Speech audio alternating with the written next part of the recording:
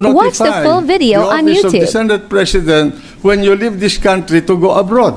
But I did And not. the only time that I have authorized you is one time. I do not know how many times you have been to China. My understanding is you have been to China talking to the Chinese government for 6 times already. Yes. And I And did that you not. have met them 15 or 16 times. For Yes. what reason? We do not know. Are you becoming a fifth columnist of the Chinese in this country? The Senate President is not privy to the backroom channel talks, and I'm not obliged in any way to I think you divulge. have a duty to inform the people. I'm not. I have already informed the people, but not the Senate President. I'm not obliged to report to the Senate President, and all this line of questioning is irrelevant again. And should this line of questioning continue, I will have to say that I will refuse to yield anymore the floor. No, I'm asking you. I'm asking you a question. You went to China. You asked the ambassador of the Philippines there, Madam Brady, for a meeting, and you said, "Do not take notes during our conversation." And you called the Secretary of Foreign Affairs a traitor. In fact, you told me that he committed treason. Yes, it was an executive session, and we're not supposed to And I divulge will what's read. happening in You the. want? I will read into What- the record your conversation with Brady But it's and his supposed to notes to the Department of Foreign It's Affairs. supposed to be a confidential matter. Yes, but there's nothing So, confidential. even in the executive meeting, cabinet meeting, in the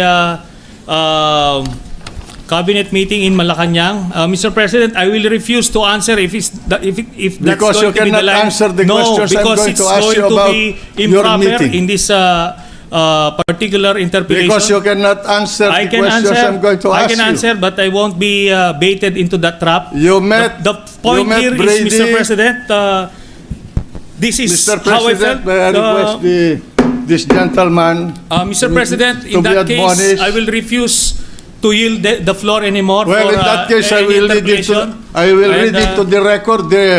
the record the notes that Mrs. Brady or Ambassador Brady wrote about your conversation with her in Beijing on August 12, 2012. You want me to read The point this? of order, Mr. President. You want me to read this?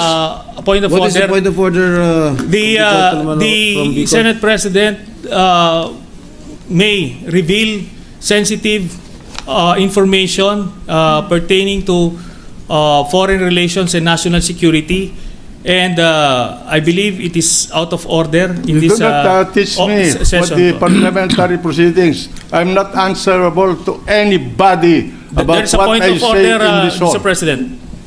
The Senate President may proceed. All right, and I have here the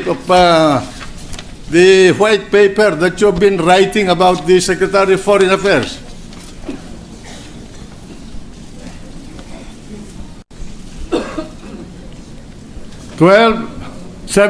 August 17 2012. He cannot take the hit. He's a coward. Senator Trillanes requested that no notes be taken. That's one. Two, what the Chinese want is to tone down the rhetoric. He met the night before Mr. President. with the senior Chinese Point of order, Mr. MFA President. officials. Mr. President, excuse With me, the point of order. Yes. Mr. The President. gentleman from Taguig. Just a point of inquiry and a point of order. Senator Trillanes had the floor, and he refuses to answer more questions.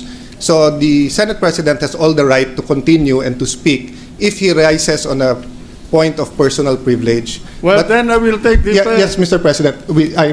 My apologies, sir. I'd just like to also mention that I am sad that this discussion is taking place, and I understand, sir, the sensibilities. But may I also just put on record that, or ask the chair, Mr. President, that if some of these things we're discussing now affects national security, although I deeply regret that this is happening, I deeply understand, Mr. President, the sensitivities being taken place. Your Honor, I've been Yes, sir. in charge of national security in this country before you were born. and I know what I'm talking about. Yes, Mr. President, I'm just saying that since we are entering an emotional phase of the discussion... No, I'm not Mr. emotional.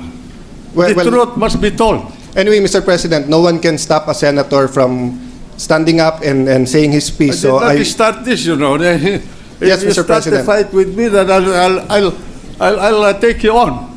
Yes, Mr. President, I'm not objecting now because he has the right to take the floor on his own time now. I'm just a very humble reminder, sir, that if it is a executive session or if this was told in confidence... No, I'm or going this to speak affects national- to the Filipino Mr. people President. about this. Thank you, Mr. President. Yes, the Senate President has been accused by another colleague. I will just read think these we'll let notes the, of Mrs. Brady We'll let the Senate about President continue. this meeting with Trillanes in Beijing. And one, Senator, this is dated 17 August 2012.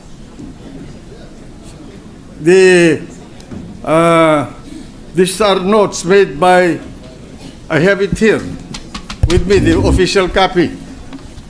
But I had it enlarged because I have a problem with reading. And I will read it to you. Yes. This is my own time now.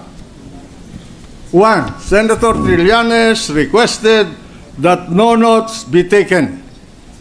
Two, what the Chinese want is to tone down the rhetoric.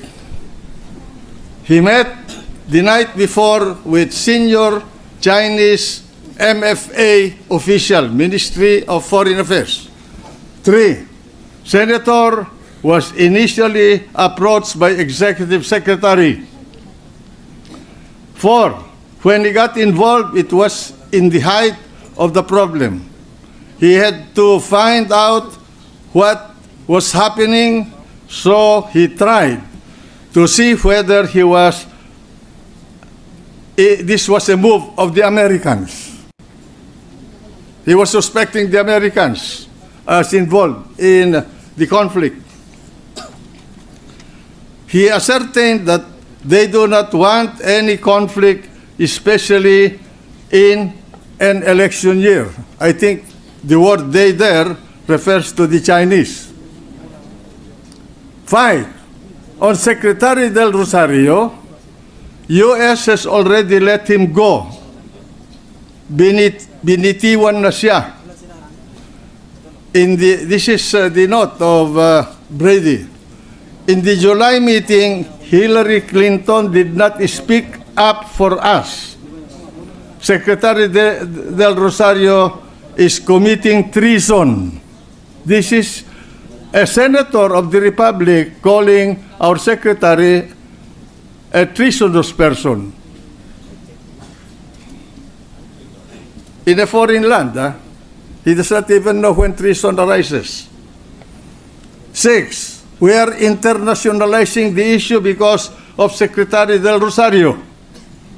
This is his move. Seven, there was never any negotiation between the Chinese and the Americans. Just a meeting with Kurt Campbell. Mr. Campbell was not a negotiator. Besides, Secretary Del Rosario was not there. 8. The arrangement being looked at by the senator, meaning Senator Trillanes, was one side would leave first, then the other side, then the next, etc. They were talking about the manner of evacuating Scarborough. He then received a call from Pinoy saying, why are the Chinese still there? When there was an agreement for simultaneous withdrawal, he thought to himself, this is not the arrangement. He was protecting the Chinese. He asked Manny V. Pangilinan to ask Secretary Del Rosario to keep quiet, to quiet down. This has now happened. The two go a long way back. because it was also Secretary Del Rosario who introduced